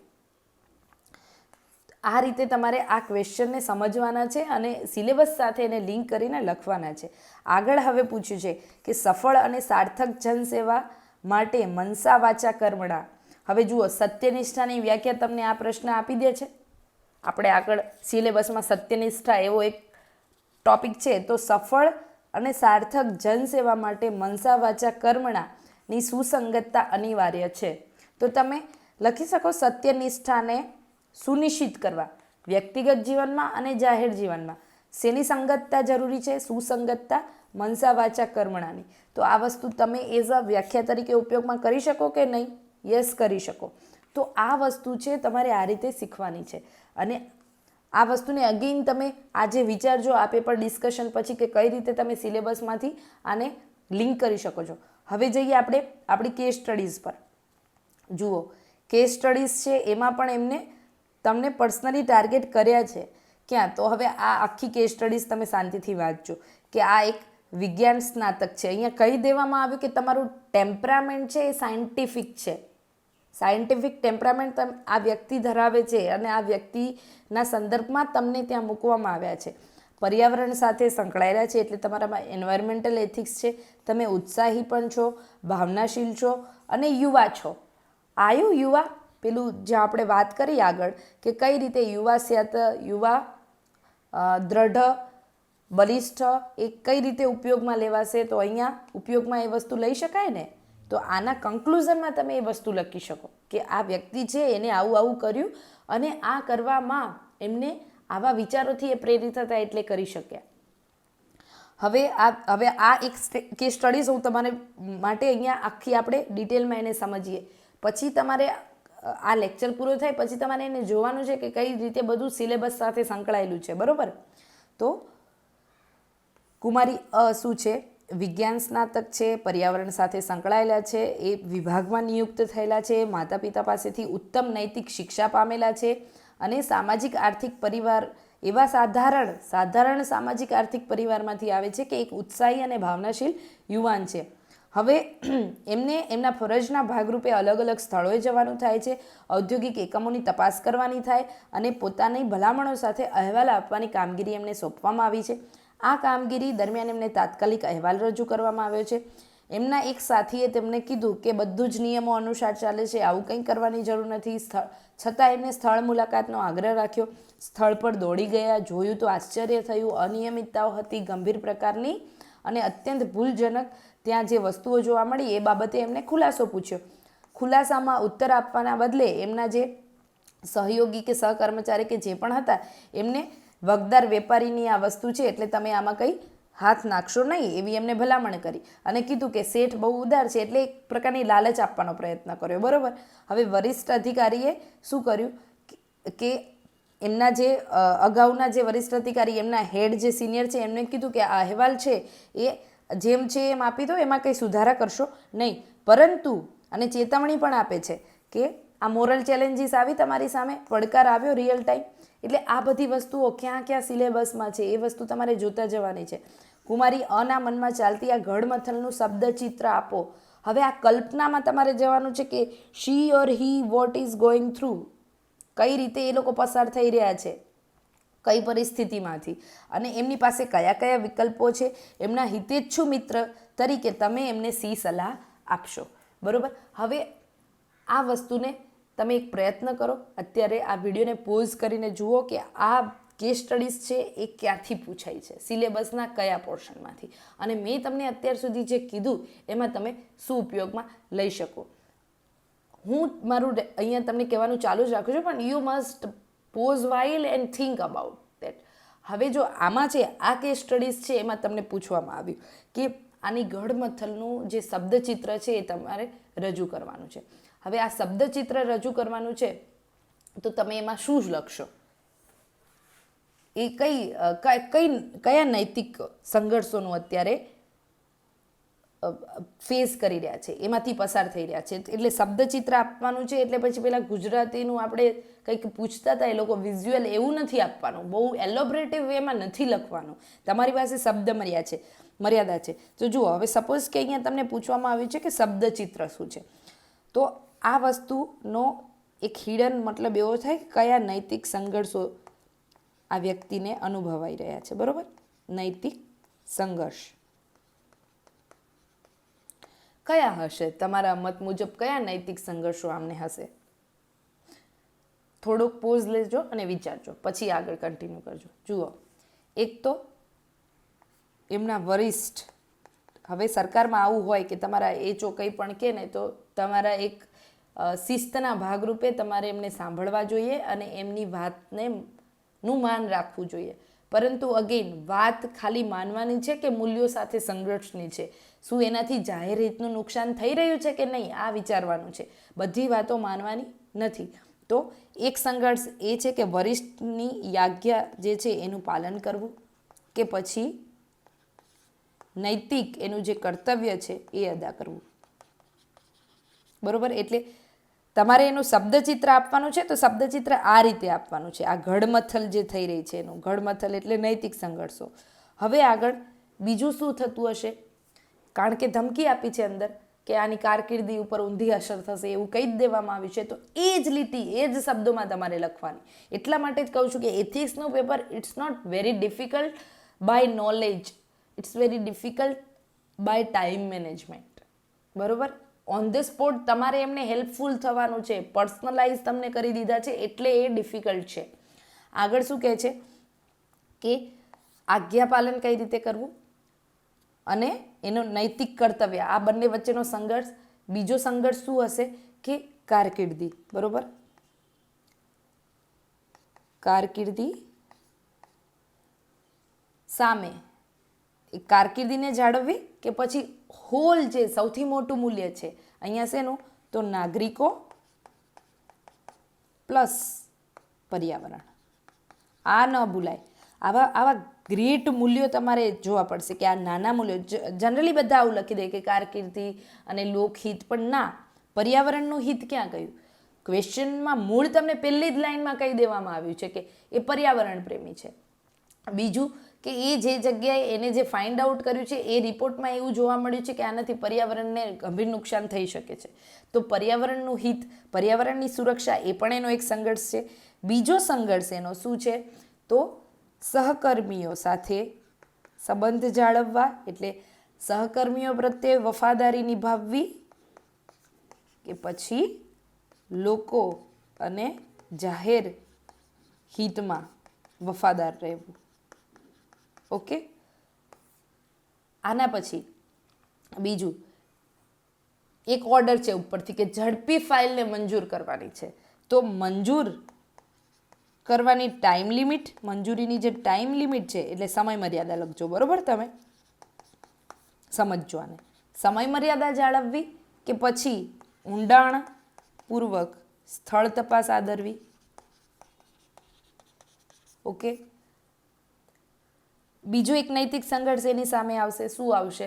તો વ્યક્તિગત સુરક્ષા, પર્સનલ સેફટી વિચારવાની, કારણ કે વગદાર વ્યક્તિ છે, કે પછી ભ્રષ્ટાચારનું જે આ દબાણ છે એની સામે નૈતિક સાહસ કેળવવું. જુઓ, આ બધા શબ્દો હું ક્યાંથી વાપરું છું? બધા સિલેબસમાંથી. તો આ રીતે તમારે સિલેબસનો ઉપયોગ કરવાનો. રિયલ ટાઈમ સિચ્યુએશન જે આપવામાં આવી છે એમાં તમે શું કરી શકો, તો આ રીતે તમારે બધું સમજવાનું છે.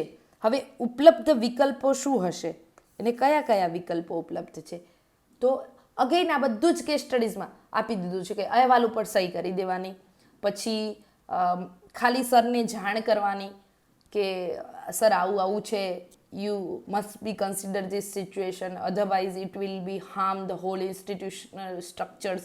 આવું બધું તમારે એમને મૌખિક કહેવાનું.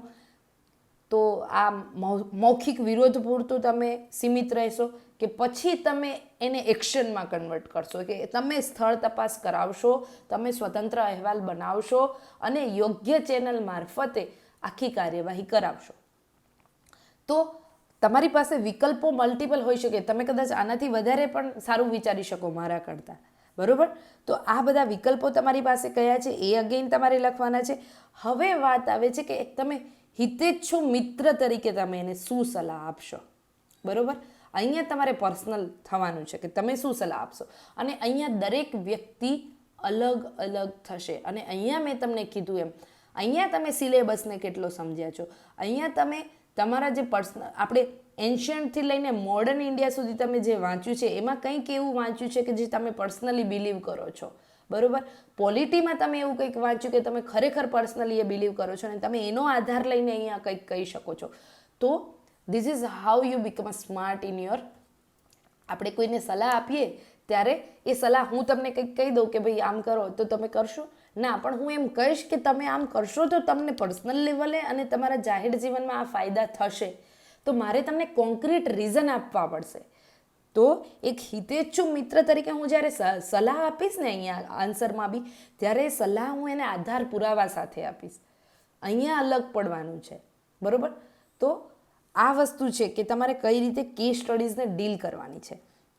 કેસ સ્ટડીઝનું જે આખું ફોર્મેટ છે એનું સ્ટ્રક્ચર કઈ રીતનું હોવું જોઈએ, આ બધી વસ્તુ આપણું જે બીજો લેક્ચર છે આના પછીનો જે આવશે, અહીંયા હોઈ શકે, હાલાતના પ્લેટફોર્મ ઉપર હોઈ શકે, ક્યાંય પણ તમને એ લેક્ચર છે એ મળી જરૂર જશે, બરાબર. તો એ વસ્તુ તમારે એ રીતે શીખવાની છે.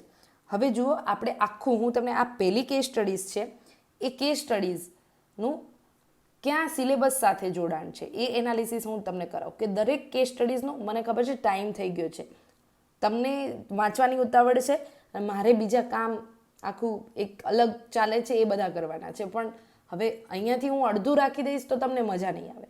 તો આપણે આ સાથે આને પૂરું જ કરી દઈએ, બરાબર. તો સિલેબસ સાથે આ વસ્તુ ક્યાં જોડાયેલી છે, દરેક ક્વેશ્ચનનું રિલેવન્સ સિલેબસમાં ક્યાં છે. તો સપોઝ હવે આ કેસ સ્ટડીઝ છે, એ કેસ સ્ટડીઝ તેના પર છે, એન્વાયરમેન્ટલ એથિક્સ છે આમાં સૌથી. બીજું કે તમારે જે સિલેબસમાં છે એ પ્રમાણે મોરલ કરેજ અહીંયા દાખવવાની છે. ઓકે, તો એક વસ્તુ ત્યાંથી મોરલ. ત્રીજું, રાઇટ સ્ટેન્ડ તમારે લેવાનું છે, એક્શન મોડમાં આવવાનું છે, બરાબર. એટલે અહીંયા તમારું નેતૃત્વ જે છે એ અદા થશે. મુદ્દો અહીંયા સિલેબસનો બીજો મુદ્દો છે જે ઓનેસ્ટી, ઇન્ટિગ્રિટી, બરાબર. અને ત્રીજો વર્ડ હતો ફેરનેસ. હવે તમે પેલાની વાત માની લેતા તો પક્ષપાત કરતા, એટલે તમારે જુઓ કઈ રીતે આખો સિલેબસ અહીંયા જોડાયેલો છે. હવે 7 પિલરમાંથી એથિકલ ચેલેન્જ છે તમારી સામે એડમિનિસ્ટ્રેશનમાં. ઓકે, તો એ વસ્તુ પણ અહીંયા લાગુ પડે છે. અકાઉન્ટેબિલિટી પણ તમે ફિક્સ કરો છો. તો આ રીતે કઈ રીતે, અને પરીક્ષક તમારી પાસે અહીંયા શું ચકાસવા માંગે છે કે ઉમેદવાર સામે દબાણ આવ્યું છે, આ દબાણમાં હવે સહી કરશે કે નહીં કરે, વિકલ્પો કેવા આપશે, સલાહ કેવી આપશે, જાહેર હિત અને કારકિર્દી વચ્ચે કોને પ્રાથમિકતા આપે છે, આ વસ્તુ તમને આ કેસ સ્ટડીઝમાં પૂછવામાં આવી. હવે જુઓ, બીજી કેસ સ્ટડીઝ છે. બીજી કેસ સ્ટડીઝ પણ એવી જ છે કે તમે એક નાના આદિવાસી ગામમાં ઉછરેલા છો, સામાજિક વિજ્ઞાનની સંસ્થામાં ભણેલા છો, સામાજિક આર્થિક રીતે નબળા વિસ્તારો અંગેની તમે જાણકારી છે તમારી પાસે. હવે તમે કચેરીમાં જાઓ છો, કચેરીના પગથિયા પર અમુક વયોવૃદ્ધ લોકો બેઠા છે અને એ ઓફિસ અસિસ્ટન્સ તમને એક આપેલા છે. એ ઓફિસ અસિસ્ટન્સ એ વયોવૃદ્ધ લોકોને ત્યાંથી ખસી જવાની સલાહ આપે છે, પણ તમે સંવેદનશીલ છો એટલે તમે એમની સાથે પર્સનલી ત્યાં વાત કરો છો, એમનો પેન્શનનો પ્રશ્ન સમજો છો, એ લોકો એમની સમસ્યાઓ તમારી આગળ મૂકે છે. તમે જે તે જવાબદાર વ્યક્તિએ પેન્શન ચૂકવ્યું નથી એને તમારી ચેમ્બરમાં બોલાવો છો. ચેમ્બરમાં બોલાવીને તમે એ આવેલ અધિકારી છે જેની પાસે પોર્ટફોલિયો છે એનો પણ પ્રશ્ન તમે સાંભળો છો અને ગરીબોની વાત પણ સાંભળો છો અને તમે ડિસિઝન લો છો કે આને દૂર કરવા, આ સમસ્યાનું સમાધાન કરવા તમે શું કરશો. અને આ વ્યક્તિએ અહીંયા પાછું કહી દીધું છે કે આ નાગરિકોને સહાયભૂત થવાનો વ્યક્તિ સંકલ્પ કરી લે છે, એટલે ડિસિઝન એને લઈ લીધું છે. તો હવે એ આખી આ સમસ્યા છે એમાંથી કઈ રીતે એ કામ કરશે, બરાબર. અને વ્યક્તિત્વની વિશેષતા માટે તમે શું કહેશો, આ વ્યક્તિની વિશેષતા શું છે એ તમને પૂછવામાં આવ્યું, બરાબર. બીજું કે ઓછામાં ઓછા તમારે 3 સુધારા પહેલો આપવાની છે. તો એક તમારી કેપેબિલિટી અહીંયા ચેક થશે, બીજું કે શું શું કર્યું હશે એ વ્યક્તિએ અને તમે એના વિશે શું કહી શકશો. હવે આપણે અહીંયા કહેવાનું છે ને બધું કેસ સ્ટડીઝમાંથી જ કહેવાનું છે, તમારે તમારા શબ્દો કોઈ ઉપયોગમાં લેવાના નથી મહેરબાની કરીને, બરાબર. એટલે આ વસ્તુ છે એ તમારે જે કેસ સ્ટડીઝ આપવાની છે ત્યાંથી જ ડીલ કરવાની છે. હવે આને શું કર્યું હશે, બરાબર. તો જો એક તો એ વ્યક્તિએ કર્યું જ છે તો શાંતિથી સાંભળ્યા છે, શાંતિથી સાંભળ્યા પછી એને પ્રોપર જે દસ્તાવેજો, કોઈ પણ ફાઇલ ચાલતી હશે તો એ ફાઇલને એક વ્યક્તિના જીવન તરીકે લીધી હશે, કારણ કે એ વ્યક્તિનું જીવન આ ફાઇલ પર ટકેલું છે, બરાબર. બીજું શું કર્યું હશે કે આ પેન્શનો કેટલા જૂના પેન્ડિંગ છે એની માટેની કંઈક મિટિંગ બોલાવી હશે, એક સંકલન કર્યું હશે, એના માટે એક સમયમર્યાદા નક્કી કરી હશે, એના માટે ટેકનિકલ સુધારા પણ કર્યા હશે કે ફરી આવા બનાવ ન થાય એના માટે શું કરવું. તો એને શું શું કર્યું હશે તમારે એમાં આવું પોઈન્ટ વાઇઝ 1, 2, 3 લખવાનું છે. અને આમાં એક પ્રોસેસ તમે એ અપનાવી શકો કે ઇમિડિયેટ શું કર્યું હશે, ઇન ધ લોંગ ટર્મ શું કર્યું હશે. તો બે તમે અહીંયા સ્ટ્રક્ચરાઇઝ એ વસ્તુ કરી શકો. ઓછામાં ઓછી 3 સુધારા પહેલ તમારે અહીંયા સૂચવવાની છે કે શું સુધારા પહેલ એને શું કરી હશે, બરોબર. તો આ 3 વસ્તુઓ તમારે અહીંયા લખવાની. અને સહકર્મીઓને શો સંદેશ આપ્યો છે. હવે મેં તમને આગળ કીધું એમ કે અહીંયા કેસ સ્ટડીઝમાં તમારી પાસે એક વસ્તુ નહીં, 2 વસ્તુ નહીં, 5 વસ્તુ પૂછવામાં આવી છે, બરોબર. એટલે તમે જુઓ તમારા બ્રેઇનની કેપેસિટી કેટલી હોવી જોઈએ આ પેપર લખતી વખતે. અને તેઓ પણ હવે કર્તવ્ય અદા થયાના સંતોષના લીધે છેલ્લે આનંદમાં હતા. તો ઇટ્સ નોટ નેસેસરી આપણો ક્વેશ્ચન મૂળ અહીંયા સુધી ડીલ થવો જોઈએ. આ ક્વેશ્ચન છે ક્યાંથી, સિલેબસ સાથે કઈ રીતે, તો સિલેબસમાં ટર્મ છે સંવેદનશીલતા,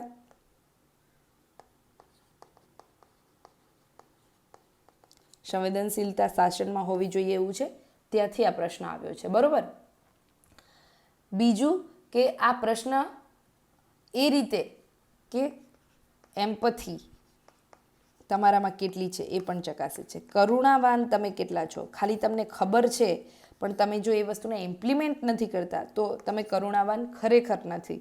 બીજું કે તમે જે લોકોનો એટીટ્યૂડ છે, બિહેવિયર છે, એનું જે અધિકારીએ આવું કર્યું તો એનું બિહેવિયર ઓલરેડી નેગેટિવ છે, તો એમાં પરિવર્તન સંદેશ આપવાનો છે સહકર્મીઓને, એના માટે તમે શું કરશો. તો નેતૃત્વ તમે તમારી લીડરશિપનું કઈ રીતે અદા કરો છો. તો આ રીતે આ બધું આપણા સિલેબસ સાથે જોડાયેલું છે. આગળ ત્રીજી કેસ સ્ટડીઝ છે. અગેન એ પણ આ રીતે. હવે તમારે છે ને આને આ રીતે વિચારવાની છે, બરાબર. કારણ કે ટાઈમ 7:30 થઈ ગયો છે. આપણે આ લેક્ચર અહીંયા સ્થગિત કરવું પડશે બિકોઝ તમારો ટાઈમ મેનેજમેન્ટ, મારો ટાઈમ મેનેજમેન્ટ બધું એટલું ઇમ્પોર્ટન્ટ છે. તો સમજો, મારો તમને આશય અહીંયાથી આ રીતે સમજાવવાનો હતો કે આ રીતે તમારે પેપરને સમજવાનું છે, આ રીતે તમારી તૈયારીને નવો આયામ આપવાનો છે, આ રીતે તમારે સ્ટેપ બાય સ્ટેપ ઇમ્પ્રૂવ થવાનું છે. હવે જો આનું ડિટેલ આપણે પીવાયક્યુમાં આ બધા જ ક્વેશ્ચન હું તમને રિયલ ટાઈમમાં લખતા શીખવીશ. આ પીવાયક્યુ એનાલિસિસ છે એમાં આપણે 25 લેક્ચર કરવાના છે, એમાં ક્યાંક ને ક્યાંક આ બધા પ્રશ્નો આવશે, બધા નહીં તો એટલીસ્ટ આમાંથી જે ઇમ્પોર્ટન્ટ છે એ બધા આવશે. અને તમને અહીંયાથી એવું એક ઇન્સાઇટ મળશે કે કઈ રીતે લખવું. તો આ વસ્તુ છે અને આશા છે મને કે તમને આ વસ્તુ ગમી હશે. હવે આ વસ્તુને તમારે તમારા તૈયારીમાં આ રીતે ભણવાની છે, બરાબર. નોટ્સ બનાવવાની છે. તો નોટ્સ બનાવવામાં મેં તમને કીધું એ રીતે એ મૂલ્ય સિલેબસમાં કઈ રીતે વ્યાખ્યાયિત થયું છે, એના પાસે તમારી પાસે પર્સનલ લાઈફના શું એક્ઝામ્પલ છે, પબ્લિક લાઈફમાં તમે કયા ઇન્સિડન્ટ જોયા છે, પબ્લિક પર્સનાલિટીના જીવનમાં આવા કયા ઉદાહરણો છે, આના નેગેટિવ ઉદાહરણો કયા છે. પોઝિટિવ ઉદાહરણો ભેગા કરવા જરૂરી નથી, નેગેટિવ ઉદાહરણો પણ તમારે ધ્યાને રાખવા પડશે, બરાબર. તો નેગેટિવ ઉદાહરણો કયા છે, એની નેગેટિવ ઇમ્પેક્ટ શું આવી, બરાબર. આ વસ્તુ તમારી નોટ્સમાં આવું બધું હોવું જોઈએ. કોઈ બેઝિક આજે બધી મોટી મોટી એથિક્સની બુક્સ મળે છે ને નહીં વાંચો તો ચાલશે, અને હું તો કહું એને કંઈ રિફર કરવાની જરૂર નથી, પરંતુ આ રીતે જાતે પોતાની નોટ્સ ડેવલપ કરતા શીખો. અને આ બધું 50 દિવસમાં થઈ જ શકે, કોઈ રોકેટ સાયન્સ નથી, બરાબર. બીજું એક વસ્તુ મારે તમને કે હા, ડેલી ન્યૂઝપેપરમાંથી તમે આવા રીતે, એટલે આમાં શું લાગે, તમે જૂના કોઈ પણ વ્યક્તિની જૂની નોટ્સ હશે અથવા તો તમને ક્યાંકથી અશોક ખેમકાના આ બધા ઉદાહરણો મળી ગયા, પણ એમાં શું થાય, ફ્રેશનેસ ના દેખાય. તમારી ફ્રેશનેસ ક્યારે દેખાય કે સપોઝ કે તમને બ્રિજભૂષણવાળો ઇન્સિડન્ટ ખબર છે તો એ રિસન્ટ ઇન્સિડન્ટ છે, તો એ નેગેટિવ ઉદાહરણ છે, તો તમને એ વસ્તુ ખબર હોવી જોઈએ. તો એવી રીતે રિસન્ટમાં જેમ કે આપણા જે ચીફ ઇકોનોમિક એડવાઇઝર છે તો એમની જે પહેલ છે સ્વચ્છતાને લઈને, તો એ રિસન્ટ ઇનિશિયેટિવ છે. તો તમારા પેપરમાં ફ્રેશનેસ દેખાવવી જોઈએ, બરાબર. આ ફ્રેશનેસ દેખાશે તો મજા આવશે, તો તમને લાગશે કે you are actually a aspirant in a real way. બાકી તો એ જૂનું તો જે પેપર આટલા લાખો પેપર તપાસે છે એને બી ખબર છે, એટલે તમને એને મજા આવે એના માટે પણ ફ્રેશનેસ કેળવવાની છે. અને આવા બધા પોઈન્ટ્સ તમને એક્સ્ટ્રા માર્ક્સ અપાવશે, બરાબર. તો યસ, અહીંયા આપણે આપણું ડિસ્કશન અહીંયા પૂરું કરીએ. તમારા કોઈ ક્વેશ્ચન હોય, તમારી કોઈ ડિમાન્ડ હોય તો હું તમને 2 મિનિટનો સમય આપું છું. 7:33 અહીંયા થઈ છે, 7:35 હું ક્લોઝ કરીશ. કોઈ પ્રશ્ન હોય તો પૂછો, અધરવાઇઝ તમે અહીંયા સુધી કન્ટિન્યુ જોયું એને માટે થેન્ક યુ સો મચ.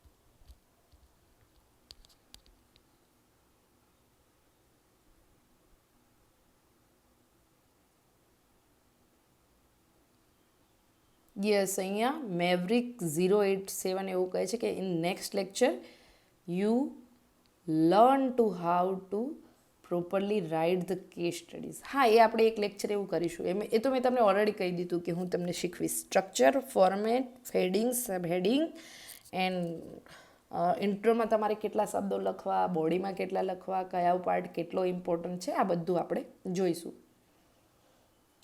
આના સિવાય 7:35 થઈ ગઈ છે મારા ઘડિયાળમાં, મારા કહેવા પ્રમાણે. તો આપણે અહીંયા આપણું સેશન એન્ડ કરીએ.